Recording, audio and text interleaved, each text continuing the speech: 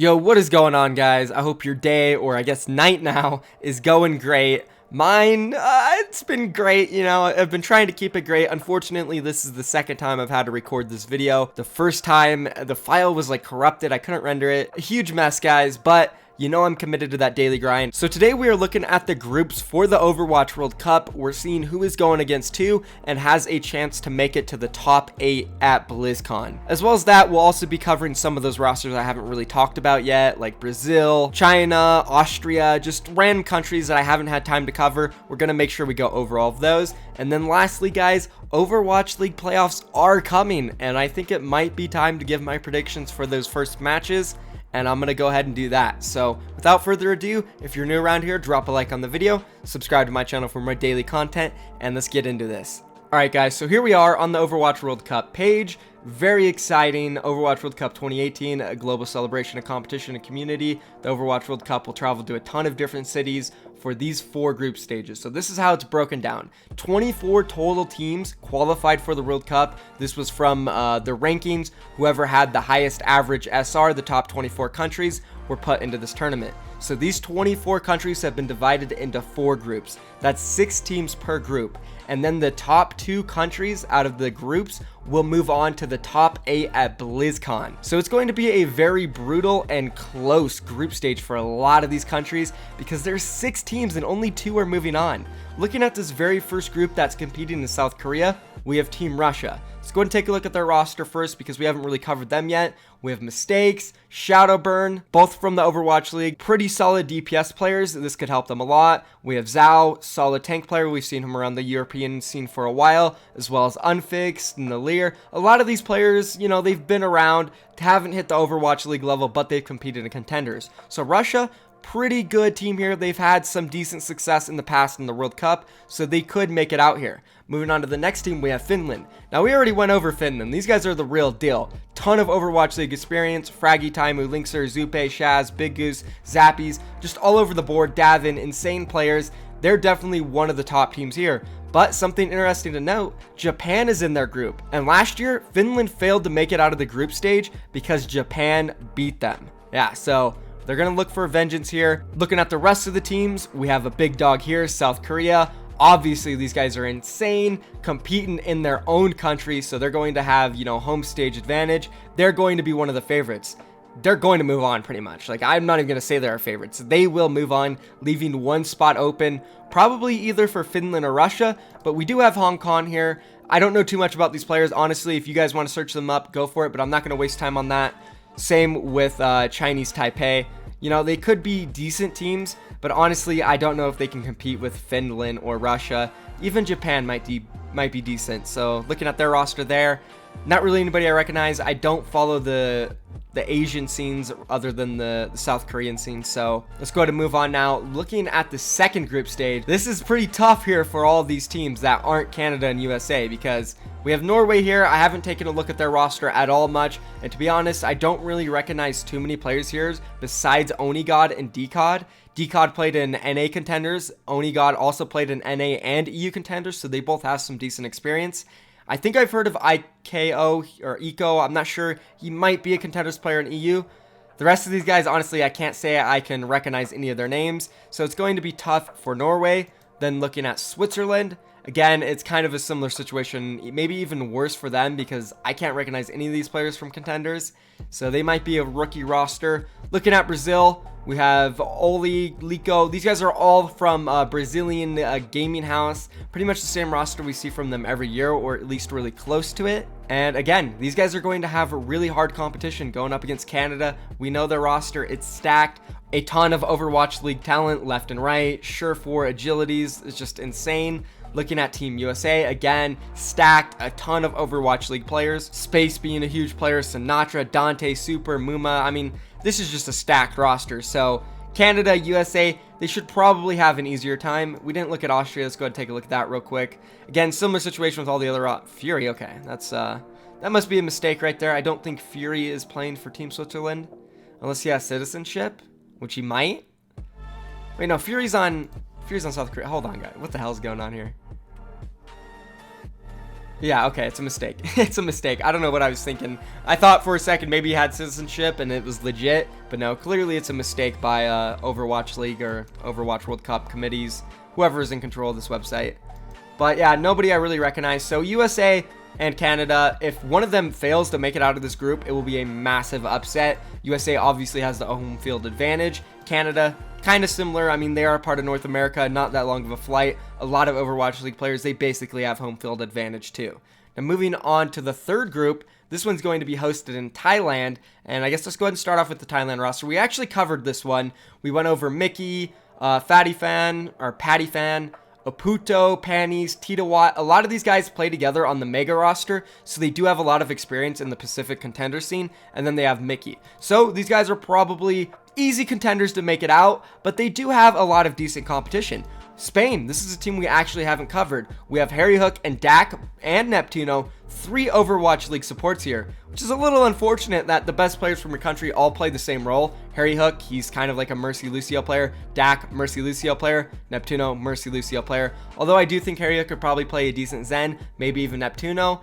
I don't see Dak starting. It's probably going to be Harry Hook and Neptuno. They're very good. Line Pro, another support player. And the rest of these guys, honestly, I can't recall knowing any of them anywhere besides Bromos. He used to play for Dignitas as a main tank, but now he's listed as offense, which I'm pretty sure is a mistake. I think he's the main tank. And I think Toxican might be on a decent team in Europe. Not too sure, but an okay roster, one that might be able to compete with Thailand. I don't know, though. They did beat out Finland last year, so you never know. Now moving on to Denmark, another roster we haven't really gone over. We have Kellex from the Overwatch League. Pretty good. We have Pag. He played last season for Grizzlies in Contenders Season 1. I think Shax has been around a couple Contenders teams. Spokes, not too sure. I think he was a sub coming in for somebody who couldn't make it. So not the best roster. One Overwatch League player here and there. A couple decent players. I think Fisher might be decent, or I might be thinking of another guy. I don't know. Decent roster. Again, a lot of these guys, no one really super stacked here. Besides Sweden, in my opinion, who has IDDQD, Graceful, Reinforced, Chips, Manitin, Swoosh, Nevik, Snillo. Some good Overwatch talent here and some really good Contenders talent. They're a shoo-in, but the rest of them definitely going to be a toss-up. China, not really sure. They have Sky and, you know, Lei Tiong. I don't know. Leave is good. I don't know too much about the Chinese scene again. Just Sky and Leave, really. The rest of these guys, not too sure. Australia, obviously, they have a lot of blank players along with Custa, so another decent team. It's going to be a fight for that second spot. Who knows? A lot of these teams might even be able to contest Sweden, because, yeah, they do have good players, but a lot of these players are coming from, like, Florida Mayhem, and, I mean, IDDQD really doesn't have that much experience playing in the league. Basically was a sub all year long, and then Contenders players. The only, like, big superstars I see is Snillo, Manitin, and Nevix. And Manitin and Nevix play the same role, so only one of them is going to be able to play. They might have some problems with the tank play, so I don't know. Not the strongest team, but they're definitely a favorite, and I can see why. And moving on to the very last group, guys, this one is going to be held in France.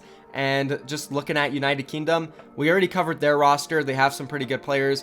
Boombox, Smex, Mikey A, Christopher, Fusions, Kib. These are good players. Cruz. So UK probably going to make it out. But they do have some decent competition. Looking at France, we covered them. AKM, Soon, Unco, Poco.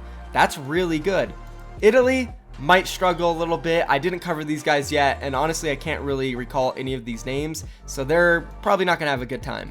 Moving on to Poland, we covered them. Again, a team that doesn't have really that much experience. A lot of like contenders, sub-contenders level play. They're going to struggle. Let's take a look at the Netherlands roster. We have a bunch of players in. We have Dante. He played for a few decent teams. Vizility, again, he's played for a few decent teams and contenders. Crusade. Other than that, I can't recall any of these names. So they got 3 decent players here. Not the best. Looking at Germany, we went over these guys. They're pretty decent. No Overwatch League talent, but they do have some contenders talent. Immortal, Progi, Mede, Nesh. They're decent. Next, but not really overall like a standout team in this group besides the UK. So we'll probably see them move on. And then obviously France has a really good chance to make it out of this group as well. And then it'll kind of be a fight between all the other teams to see if any of them could beat UK or France possibly. So that's going to be it for the Overwatch World Cup group stages, guys. Let me know down below who you think is going to make it out. I guess I could do some quick predictions here. We're going to go with South Korea and Finland for the first one. That's a shoo-in. Obviously, the second one, another shoo-in, Canada, USA. Moving down to Thailand, I think it's going to be Sweden. And I think it's between Denmark, Australia, and Thailand. I'm gonna go with Thailand. I want to see Thailand make it out just because Mickey. I think that would be awesome to see. Moving on to the very last group stage. Again, I said this earlier. I'm probably going to have to go with the UK and France. France is really good. They're probably the shoe in here. You never know, though. Honestly, I mean, like Italy, Poland, Netherlands, Germany, like maybe they can contest these powerhouses, but I doubt it. And that's going to be it, guys. France, UK, Thailand, Sweden, USA, Canada, South Korea, and Finland are going to be your top 8 teams. Who knows, though? We'll have to see. Let me know down below what you guys think about my predictions. And let's go ahead and move on now and talk about these Overwatch League matches, guys. All right, so obviously the matches are coming up on Wednesday, July 11th. We have about 3 more days to prepare for this. Philadelphia Fusion going up against Boston Uprising, London Spitfire going up against LA Gladiator. These are going to be 2 really close and insane matches. I am beyond hyped, and I think you guys should be really excited because I'm actually going to be on Your Overwatch, doing a collab with them on their channel, talking about predictions and just overall who we think is going to win the entire thing. It's going to be a super exciting video that will probably come out tomorrow or the day after. Obviously, I'm going to do an in-depth coverage on my channel too. I'll probably do that on like either Tuesday or Monday. But I will give you guys my predictions right now for the very first sets that they are going to play on Wednesday. I'm going to save my predictions for the second set after the first set is played. This is what I'm thinking, and it might be subject to change by Wednesday or Tuesday whenever I upload that video. So this is what I'm feeling right now.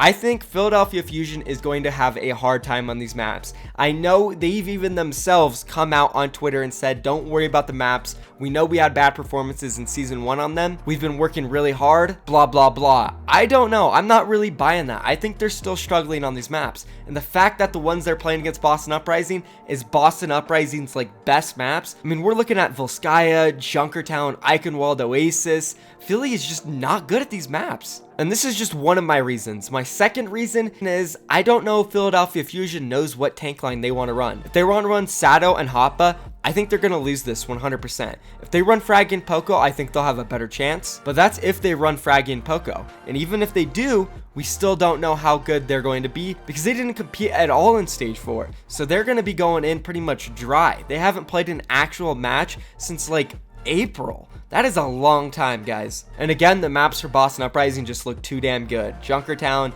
Volskaya, Eichenwald, Oasis, and I just think Boston is going to take this very first set against Philly. We'll just have to see, though. I could be wrong. We haven't seen any of these teams or players play in over a month. And I'm just ready, man. I'm ready for it to happen. Let's go. All right, and now let's talk about that second set real quick between London and the LA Gladiators. This one is also going to be an interesting one. I don't know who's going to win this one. I kind of don't want to predict. So at the beginning when I saw these maps, I was like, oh man, London is screwed. But again, this has happened to me all season. I've just had this random faith in London and felt like when they're at their best, they are the best. But it's like they just haven't been at their best since middle of Stage 2 or like the beginning of Stage 2. It's been so damn long. Can they come back to form? That's what matters in this set. If London shows up like they did in Stage 4, LA Gladiators will mop the floor with them. It will be a 3-0. We won't see a 4th or 5th map. But if London comes in and they play like they did somehow from Stages 1 and 2, they can beat the LA Gladiators maybe 3-2, 3-1. But that's just a dream of mine, guys. Honestly, I'm going to have to go with the LA Gladiators. I think they'll be able to take this either 3-1 or 3-0. London's not going to be back. I don't have faith in them anymore. They're going to have to prove it in this set, and then maybe I'll start picking them again. And that's going to be it, guys. We're pushing near the 14-minute mark. I don't want to make this video any longer, so be sure if you enjoyed it, drop a like down below. If you have any questions or you want to join the discussion, leave a comment down below. Subscribe to my channel for more daily Overwatch content, and that's going to be it for me, guys. Thank you for watching. Peace.